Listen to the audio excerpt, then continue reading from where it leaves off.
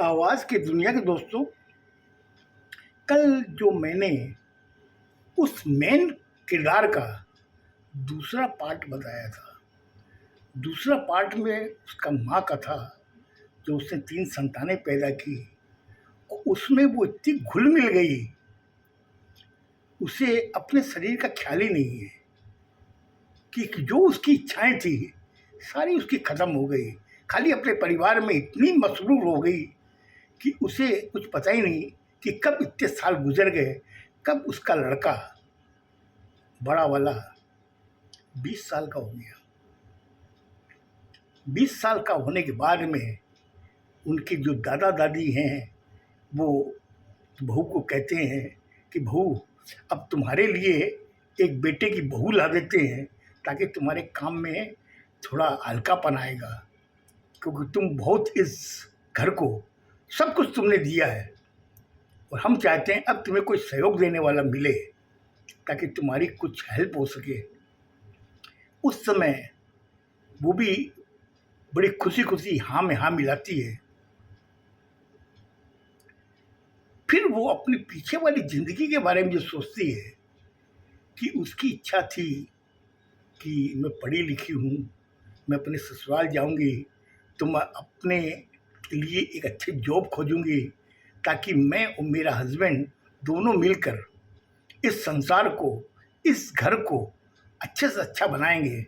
लेकिन उसने अपने इस घर के प्रति अपनी सारी इच्छाएँ मार दी और वो इतनी मसरूफ़ हो गई उस घर के प्रति, अपने बच्चों के प्रति, अपने सास-ससुर के प्रति, उसे होश ही नहीं रहा कि उसने वहाँ पर रह कर के कम से कम 42 साल गुज़ार दिए।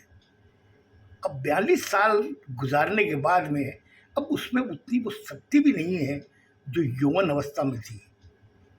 जबकि उसके छोटी वाली जो लड़की है, उसकी भी उम्र उस समय करीब 18 साल की थी। उससे छोटी की उम्र थी 16 साल की और तीनों बच्चे बड़े-बड़े दिख रहे थे। तो सबसे पहले ये सोच रहे थे कि बड़े लड़के की अगर शादी हो तो बहू एक घर में आ जाएगी और उनकी ख्वाहिशें पूरी करने के अंदर इन लोगों ने अपनी इच्छाएँ मार दी। इन लोगों ने का मतलब माँ ने माँ ने अपनी सारी इच्छाएँ मार दी कि उसको डांस का शौक था, उसको पढ़ने का शौक था, उसको घूमने-फिरने का शौक था, लेकिन उसने सारा की सारी ये शौक अपने बच्चों की परवरिश के अंदर निछावर कर दिए। आज वो लड़का जब 20 साल का हुआ, तो घर वाले सब बोलने लगे कि इसके लिए एक शादी करें, लड़की खोजते हैं। लड़की खोजी गई, खोजने के बाद में दादा-दादी और उसका लड़के का बाप तीनों जुनून बैठ कर के मंत्राएँ करते थे, लेकिन कहीं पे भी उस बेटे की माँ का कोई रोल नहीं था। उससे कोई कंसल्ट भी नहीं करता था कि भाई देखो ये घर देखा है, ये लड़की है, तुम भी देख लो, कुछ नहीं। जो करने वाले थे वही थे, सास-ससुर और बेटे का बाप। वही आपस में बातें करते थे। उन्होंने फिक्स कर लिया कि अब की बार रविवार को लड़का लड़की लड़के की माँ, लड़के के पिता आएँगे लड़के को देखने के लिए। खाली बस ये कहा गया कि बहू एक काम करना, आज कुछ मेहमान आने वाले हैं, तो तुम ज़रा अच्छा-अच्छा नाश्ता वगैरह बना लेना, तो ठीक रहेगा। और वो भी बड़ी खुशी-खुशी बोले ठीक मैं बना दूँगी, आप चिंता ना करें। वो लोग आए, उन्होंने बातें की, बात करने के बाद में बहू से कहा कि बहू इनके लिए चाय-पानी नाश्ता लेकर के आओ। चाय-पानी नाश्ता ला दी, फिर वो किचन में चली गई। छोटी वाली बच्ची और बीच वाली जो बच्ची थी, उसने कहा मम्मी मुझे लगता है कि दादाजी जिनको बुलाए हैं, वो दादा को देखने के लिए आए हैं। बोले दादा को? बोले हाँ, भैया को देखने के लिए आए हैं। वो ये साथ में जो लड़की है ना, उसके लिए बात करने आए हैं। उस समय उसके दिल में एक तकलीफ होती है कि ठीक है, आज दादा दादी ठीक है मुझसे बात नहीं करते क्योंकि मैं छोटी हूँ, लेकिन मेरा हस्बैंड जो है वो तो कम से कम मुझे बता सकता था, उसने मुझे कुछ नहीं बताया। कुछ देर वो सोची, सोचने के बाद मुझसे कहा नहीं बेटा ऐसी कोई बात नहीं है, अगर होता तो तेरे पापा मुझे बताते। मतलब अभी बाहर में ये लोग बात कर रहे थे, उससे मुझे लगा कि ये भैया को देखने आए हैं। खैर चाय पानी नाश्ता वगैरह लाया गया, उन्होंने सब लोगों ने किया। फिर लड़के को कहा कि बेटा तुम बाहर आ। लड़का बाहर आया। आने के बाद में उन लोगों ने, लड़की के माँ बाप ने उसको देखा, बातचीत की। बातचीत करने के बाद में कहा कि एक काम करो भाई, लड़का लड़की हो तो तुम लोग अगर आपस में एक दूसरे से कोई बातचीत करना चाहते हो, हमारे सामने नहीं कर सकते, तुम लोग एक काम करो, एक कमरे में चले जाओ, वहाँ बैठ के बात करो। वो किचन में काम कर रही थी उसकी माँ, उसके कान में जब ये बात पड़ी कि बेटा तुम लोग हम लोग के सामने बात नहीं कर सकते, तुम लोग एक दूसरे से बात करना चाहते हो तो कमरा खाली उसमें चले जाओ, वो जो कान में उसके बात पड़ी, उसको अपनी वो बात याद आ गई। उसने कहा कि मैंने इस घर के प्रति सब कुछ दिया, आज मेरा कोई रोल ही नहीं है। मैंने इस बच्चे को पैदा करने में कितना कष्ट भोगा है, इसकी परवरिश में मैंने अपनी पूरी जमाने निछावर कर दी। बच्ची को, दो बच्चियों को पालने में आज मुझसे कोई पूछ भी नहीं रहा है कि तेरे बेटे के लिए देखने आए हैं। दिल में तकलीफ उसको हुई, लेकिन उसकी तो शुरू से आदत पड़ गई थी अपनी इच्छाओं को मारने की, करे क्या। ठीक है, लड़का लड़की दोनों कमरे में चले गए। जाने के बाद में आधे घंटे बाद में वो लोग बाहर आए। आने के बाद में दादा ने पूछा क्यों भाई, क्या बात है, कुछ समझ में आई की बातें हैं? तो लड़का थोड़ा शर्माने लगा।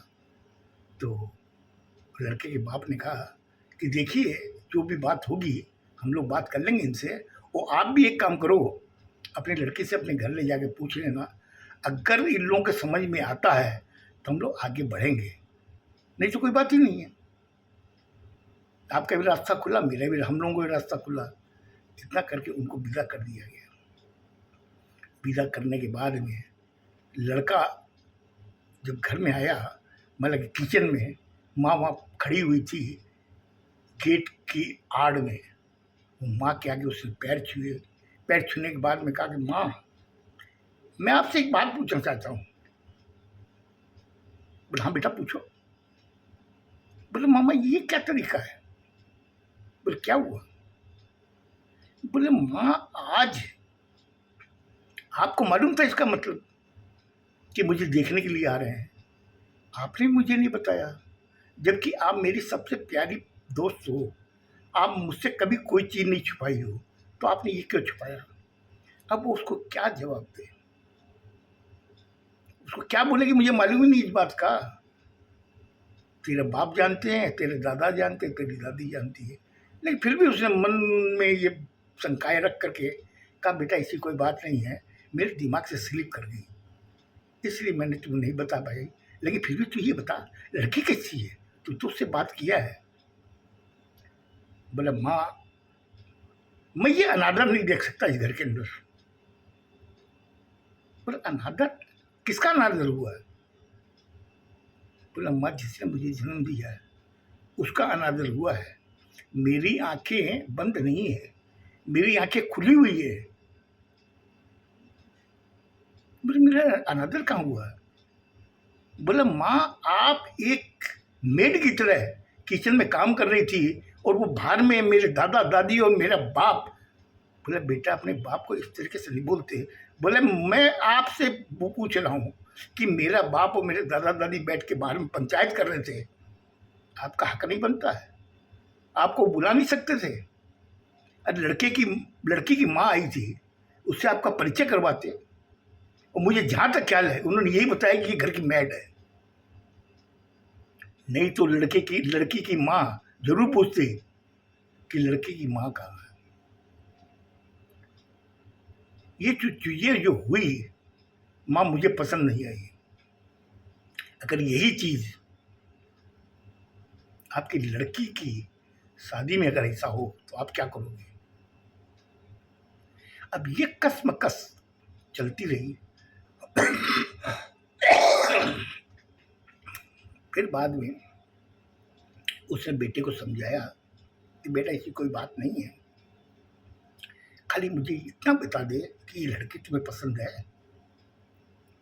बोले माँ मैं आपसे एक बात पूछ रहा हूँ, पसंद आपकी होगी, आप जो बोलोगे ना कि इससे करनी है मैं उसी से करूँगा। अब मैं आपको एक चीज़ बता रहा हूँ, न तो मैं दादा की सुनूंगा न दादी की न अपने बाप की। बोले बेटा सलीके से बोल, वो तेरे पिताजी मैंने तुम्हें यही शिक्षा दी है, वो तेरे पिताजी हैं, उनको संबोधन तो ढंग से कर। बोला माँ संबोधन करने का मैं क्यों, मैं पढ़ा लिखा हूँ, मैं जानता हूँ मुझे किससे किस तरीके से बात करनी चाहिए, लेकिन इन्होंने जो आपके साथ व्यवहार किया वो मुझे समझ में नहीं आया। उसने बड़ी बड़े ढंग से उसके माथे पर हाथ फेरने कहा कि बेटा ऐसा कुछ नहीं है, हम लोगों का जो जीवन है ना बहुत संघर्षपूर्ण है बेटा। बोला माँ संघर्षपूर्ण का मतलब क्या होता है? बोला बेटा मैं फिर तुम्हें कभी बताऊंगी, खाली मुझे इतना बता दे कि तुम्हें ये लड़की पसंद है क्या। बोला माँ क्यों पीछे पड़ी है इस बात की? बोला बेटा मैं पीछे पड़ी इसलिए कि मैं थक गई हूँ बेटा इस घर में काम करते करते। मैं चाहती हूँ कि मुझे भी एक सहारा देने के लिए एक तेरी बहू आ जाएगी ना तो मुझे कुछ आराम मिलेगा। मुझे लगता है आज मैंने आपका ज़्यादा टाइम ले लिया, क्यों ये जो मामला था ना बड़ा गमगीन था, और जो आपस में माँ बेटे की जो बातें हो रही थी ना वो हृदय को छूने वाली थी। खैर इसके आगे का पाठ कल बताऊंगा, सुनिएगा। खुश रहो, स्वस्थ रहो, धन्यवाद।